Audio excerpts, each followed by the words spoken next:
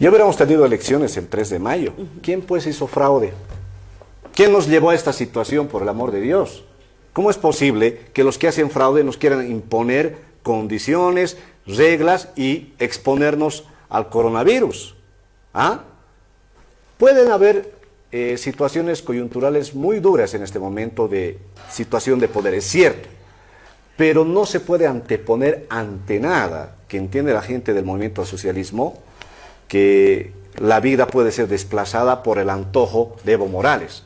Los está exponiendo hasta sus mismos militantes. El valor máximo que tiene toda sociedad, Adriana, Moira y Marcelo, lo sabemos todos, es la vida, bajo cualquier circunstancia. Es decir, se tenta la vida, se termina con la vida, ¿y quién va a ejercer después ese derecho? Es algo un poco de razonamiento lógico, ¿no? El poder político puede esperar, el derecho a ser elegido y a ir a elegir puede esperar. Lo que no va a esperar es el derecho a la vida y a la salud en una pandemia mundial que se tiene. Eso es muy lamentable lo que han sacado los parlamentarios. Ellos sacan una ley calculando no su desgaste de Evo Morales ni de su candidato Arce Catacora. Para evitar ese desgaste, ponen en riesgo la vida y anteponen el derecho político de ellos para ir a ser supuestamente electos o ir de una vez a las elecciones.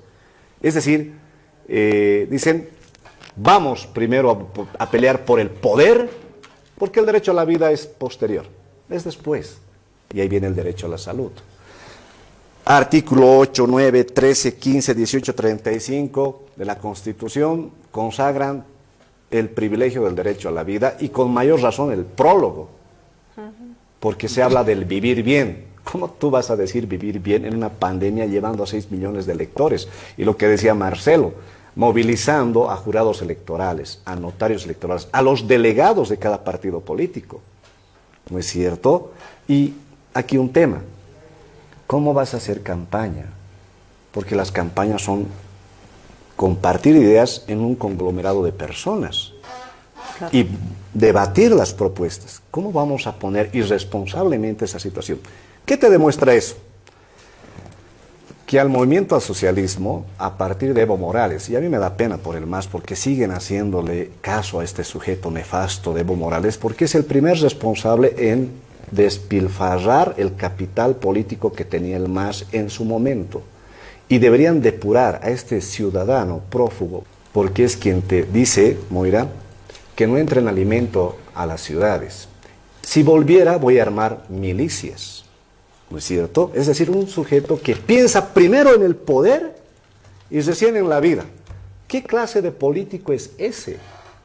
Cuando la política, en uno de los oficios más nobles, te dice un momentito, tengo esta idea de vida. Tú tienes esta otra idea de vida. Muy bien, hay que discutir, hay que pactar. Esa es la política. A partir del 3 de mayo, el Tribunal Supremo Electoral puede quedar una nueva fecha para las elecciones.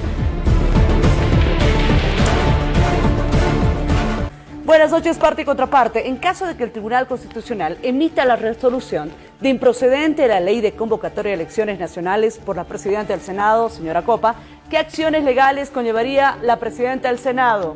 Se le iniciaría procesos penales Sí, pues inmediatamente, sí. ¿no? Pero no solamente es a Eva Copa, sino es a todos los que firmaron y aprobaron esa ley nefasta, porque es atentatorio a la vida, a la salud, que es lo más importante, ¿no? Pero, a ver, ¿por qué el movimiento al socialismo quiere acelerar en plena pandemia? Porque saben ellos que a medida que pase el tiempo, el desgaste de Evo Morales y la gente en el área rural va a ir dándose cuenta sobre esta situación de que el descuido al tema de salud ha sido pues totalmente perverso por parte del gobierno de Evo Morales.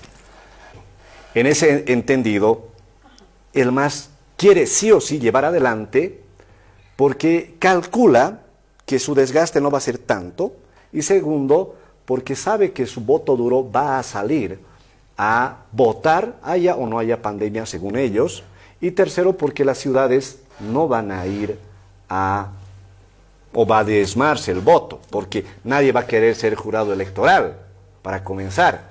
En ese entendido, ¿qué podemos decir a todo esto?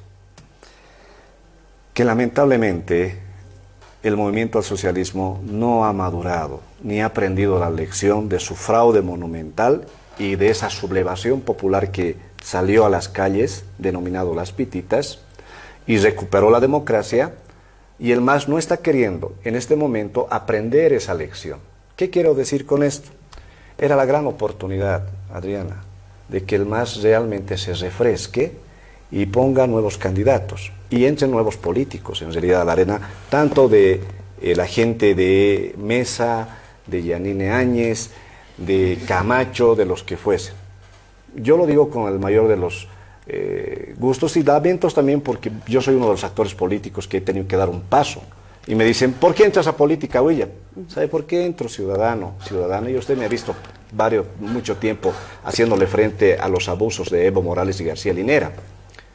Porque hay que evitar esto, el abuso de poder, el tema de que a usted, a mí, nos quieran imponer sobre nosotros nuestro derecho de libertad de decisión, su derecho de poder, ¿no es cierto? Es un tema de principio, es un tema de vivencia y no podemos aceptarlo. Entonces yo le pido a usted, ciudadano, sepa muy bien lo que está haciendo el movimiento al socialismo. Y a la gente del MAS, cada vez les digo, recuperen su partido y depuren a ese sujeto que está desde la Argentina alentándoles a ustedes a que salgan a contagiarse y a contagiar. No tienen ni siquiera un poco de respeto. Cuesta mucho entender por qué ese apuro, además muy mal calculado porque no te permite hacer campaña electoral, te permite además, le da al Tribunal Supremo Electoral la gran carga de hacer un trabajo logístico, técnico, operativo, muy peligroso. No nos olvidemos que el Tribunal Supremo Electoral no solo tiene que hacer elecciones, tiene que garantizar la absoluta transparencia de esas elecciones. Esas elecciones necesitan muchísima logística y muchísimo movimiento de gente que, según la ley que fue aprobada por los 2/3 del movimiento al socialismo, tendrían que empezar a comenzar ya en junio, ¿no? El Tribunal Supremo Electoral tendría que retomar su calendario electoral en julio. No nos olvidemos que la garantía de nuestro sistema electoral es, por ejemplo, el jurado de mesa. Claro. ¿No?